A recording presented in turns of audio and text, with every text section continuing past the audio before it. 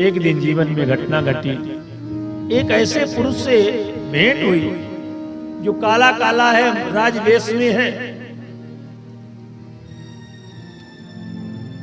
ऐसे बैल को मार रहा है जिसके 3 पैर टूटे हुए हैं, एक पैर से चल रहा है।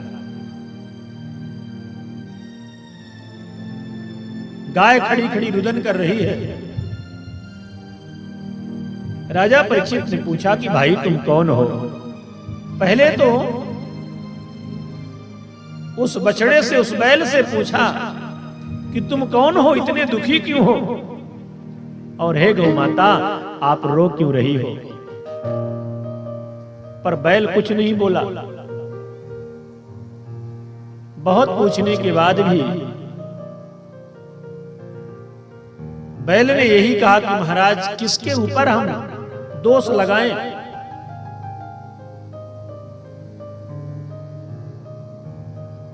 अपने कर्मों का ही फल जीव भोगता है। हम तो मिथ्या दूसरे के ऊपर दोषारोपण करते हैं। अपने शांति अशांति दुख का कारण हम स्वयं होते हैं।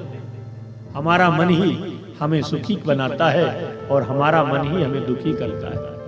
मन एवं मनुष्याणाम कारणम बंध मोक्षयो। मन के हारे हार है और मन के जीते जीत।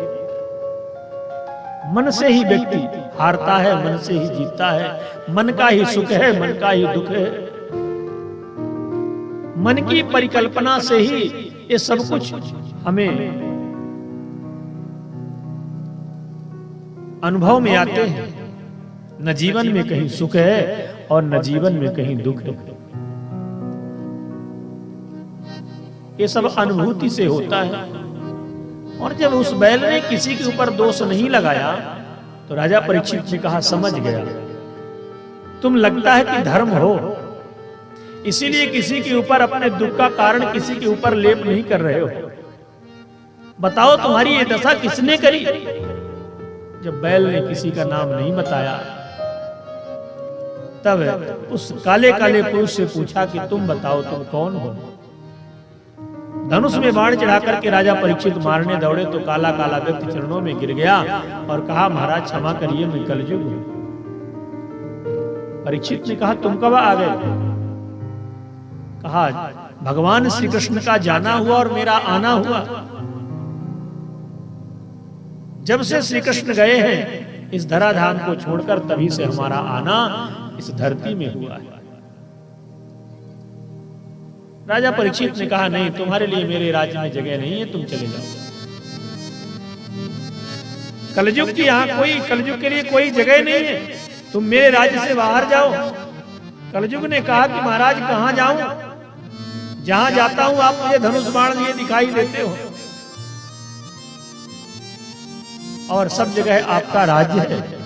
उदयाचल से अस्ताचल तक आपके राज्य की सीमा है, यहीं कहीं थोड़ी सी जगह दे दीजिए। तो द्वितम पानम स्त्रिया सोना यात्रा धर्म चतुर्विधा, 4 जगह दे दिया। कहा ठीक है, ये 4 जगह तुम्हारे लिए है। जुए के अड्डे में, शराब के अड्डे में, वैश्यावृत्ति के अड्डे में और हिंसा जहां होती है, इन 4 जगहों पर तुम्हारा वास रहेगा। असत्य लड़ाई झगड़े के रूप में तुम यहीं वास करना। कलयुग ने गौर से देखा, कहा महाराज ये चारों चीजें आपके राज्य में तो होती नहीं है, कोई अच्छी सी जगह दे दीजिए। कलयुग ने बताया कि महाराज मैं कलयुग हूं और कलयुग में राजा परीक्षित ने कहा अच्छा बताओ कि तुम्हारे कितने गुण हैं, कितने अवगुण हैं बताओ, उसके अनुसार मैं निर्णय लूं कि तुम्हें राज्य में आश्रय दूं कि ना दूं।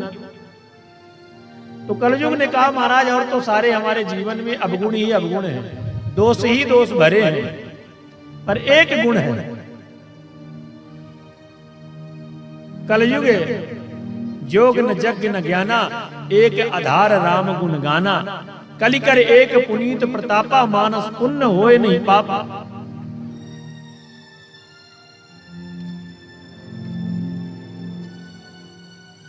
कहा यही विशेषता है महाराज की, कलयुग में कुछ करने की जरूरत नहीं है, केवल वाणी से भगवान का नाम जपते रहो बस।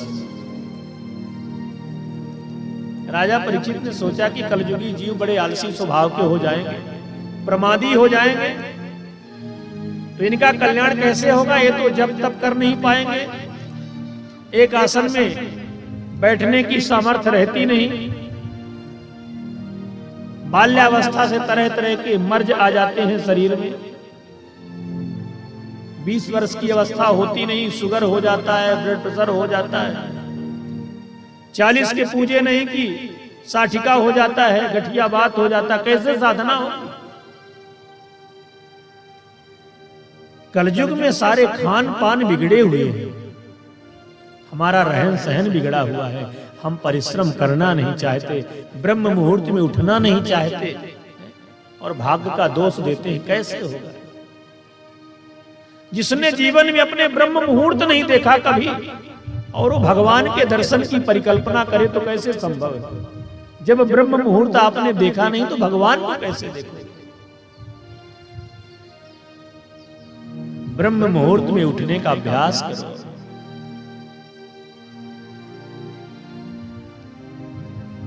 रात्रि सोने के लिए है, पर ब्रह्म मुहूर्त में भगवत चिंतन करना चाहिए। ब्रह्म मुहूर्त में वातावरण बड़ा पवित्र होता है, हमारा सीधे संबंध परमात्मा से जुड़ जाता है जब हम चिंतन करते हैं।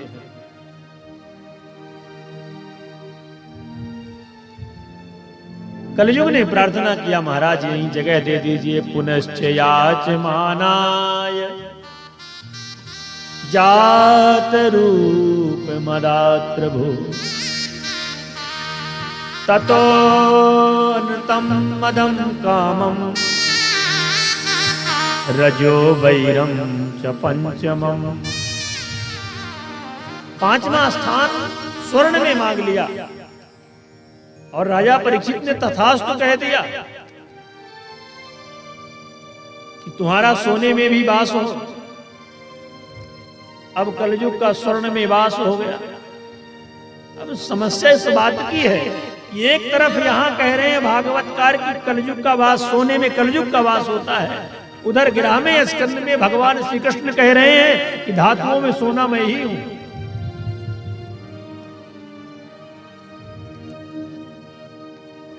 तो अब क्या माने हम कि भगवान का वास रहता है कि सोने में कलयुग का वास रहता है? सोना बुद्धि बिगाड़ देता है, ज्यादा सोना पहनोगे तो बुद्धि बिगड़ जाएगी। पहनो,